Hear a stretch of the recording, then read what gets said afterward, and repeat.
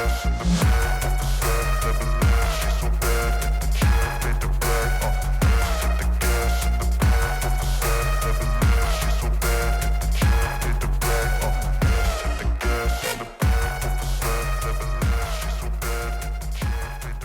is going on, guys? Welcome back to the channel. For today's video, we're going to be checking out the Transformers Age of the Primes Leader Class Big Convoy. Based on his appearance in Beast Wars Neo, this figure is an update that has been a long time coming, especially after the release of the Commander Class Magmatron, which has now arguably become one of the best figures ever made. And I've got to say that my expectations for this update haven't exactly been the best, especially in comparison to the original release. So, as we whack up an image of how he appeared on the show, visually from the front, he's looking to be incredibly close, and definitely much better in comparison to the official images. Honestly, as we head into the second year of Age of the Primes, it really does feel like we are entering the golden age of Transformers. Take the Combaticons for example. In comparison to Menasor or even Superion, they already feel like a step above, with their individual forms being arguably some of the best updates ever made for their characters, with this guy being no exception. The head sculpt and entire upper chest are incredibly faithful to how he appeared on the show,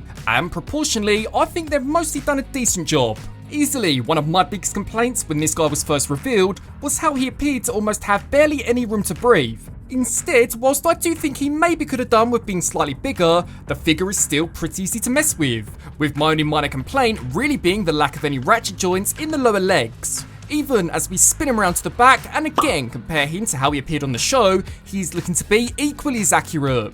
Just by design, this guy has always been kinda kibble heavy, and whilst I do think he would have looked better had these legs been slightly smaller, almost all of this is accurate to the animation model. The only other thing to really mention in this mode would be how the big cannon is able to be removed, which again is accurate to the show and not only creates for a much cleaner look, but also makes him slightly easier to handle, leaving us with yet another incredibly faithful update and a fantastic companion piece to what I believe to be one of the best Commander figures ever made.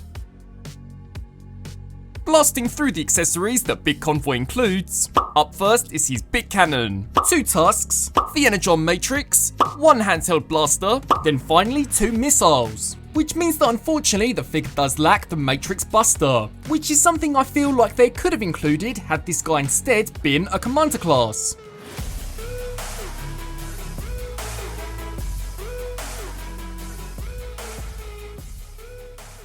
Instead, he includes the Big Cannon, which is an incredibly formidable looking weapon and fictionally has the ability to destroy its opponent with only 1 shot. It's just a shame that unfortunately the connection to his back is definitely a lot looser than I'd like and really should have snapped into place. His front legs can also act as weapons, with the missiles being attached into the base, although unlike the original are not spring loaded and visually are a lot smaller in design. As for the Energon Matrix, this has the ability to either be handheld or stored inside the chest of Big Convoy. Fictionally, this guy is referred to as the one-man army, with this figure even featuring inbuilt weaponry. His shoulders can be flipped around to reveal hidden missiles, with the forearms able to pop open to expose a pair of spiked clubs, which I do think could have done with being slightly bigger. Diving into this guy's articulation, despite visually appearing to be quite busy, he's surprisingly incredibly dynamic. So to begin with, the head is on a ball joint. This can look up, down, tilt side to side and rotate left to right. The shoulders can kick forwards, backwards and completely out to the side. The butterfly joints can crunch in and out. His biceps can spin, with the elbows being able to bend slightly past 90. His hands can rotate. His waist can spin side to side, with the hips able to kick forwards, backwards and out to the side completely uncompromised. The thighs can rotate, with the knees able to bend to 90. Then finally, his ankles can tilt. So with the exception of opening hands, this figure includes all of the points of articulation that you would expect from a modern release, with the shoulder joints being by far one of the biggest standouts. But to really see the true power of this Prime, let's now put him through the pose test.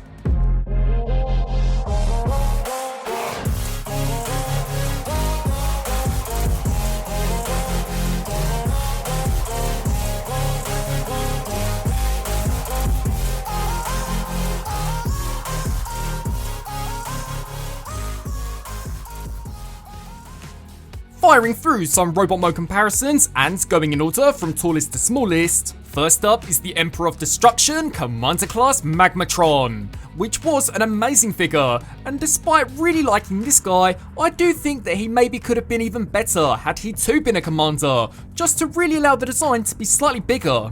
The Studio Series 86 Leader Class Megatron, Commander Class Optimus Prime, Voyager Class Leo Convoy, Deluxe Class Devastation Optimus Prime, then finally the 86 movie Bumblebee.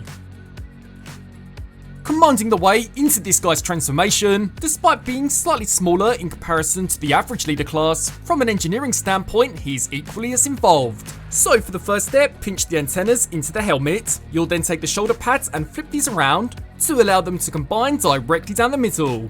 With that complete, spin the head around to allow this to fold back. With that complete, rotate at the biceps, then take the shoulders and shift them back. You'll now fold the hip skirts out to the side, with the legs folding to the front, and these panels into the torso. You'll then take the heel spurs and flip these to the underside, with these panels folding to the side, and the shins in the opposite direction. You'll then take the front part of the foot and fold this back, with this panel sliding on top, and at this point you'll want to rotate just below the knee. You'll then take the legs and combine them directly down the middle. You'll then fold the knees forward, disconnect these panels, spin them around, then snap them into the side. You'll then take these panels and slide them back, with the arms following closely behind, and at this point, snap on the big cannon. You'll now take that mammoth ass and fold this back, with the final step being to do the same for the ears, and that is the transformation now fully complete.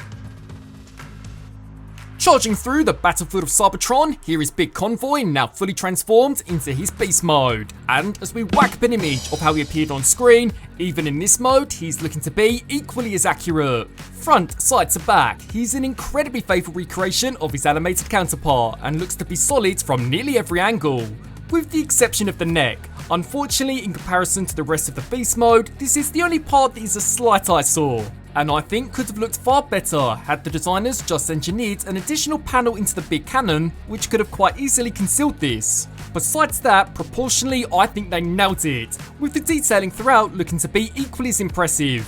The only thing to really mention is that despite everything coming together to form a solid unit, he is unfortunately barely articulated in this mode, with only the trunk and the front legs being able to kick forward. He is able though to make use of his big cannon, although you'll want to make sure to pop this panel up first, just so that it has something to actually lock into. There is even weapon storage on the underside, with the missiles attaching in a very similar way to the original vintage toy.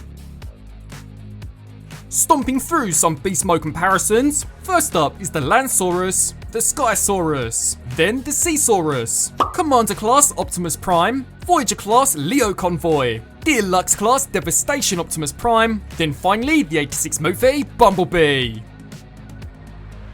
So, wrapping up on this review for the Transformers Age of the Primes Leader Class Big Convoy. The figure is mostly an incredibly faithful update to how he appeared in Beast Wars Neo. He's honestly a character that up until the release of Magmatron, I never expected to see released as part of the mainline.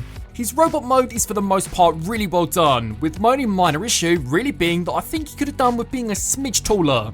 For a leader class, he includes surprisingly almost everything that you'd expect from this character, with the exception of the Matrix Buster, which is something that I think they could have included had this guy instead been a commander. His beast mode though looks amazing, and for myself will likely be the mode that I display him in. So as for the question as to whether or not this guy is worthy of that leader class price tag, I would say yes, especially for those like myself who don't own the original, although for those that do, I'm not entirely sure that this is worth picking up, especially as that original figure still looks to hold up incredibly well. But I would love to get your thoughts. Be sure to sound off below and let me know. As always, I thank you all so much for watching, and until my next video, I'll see you then. Transform and roll out!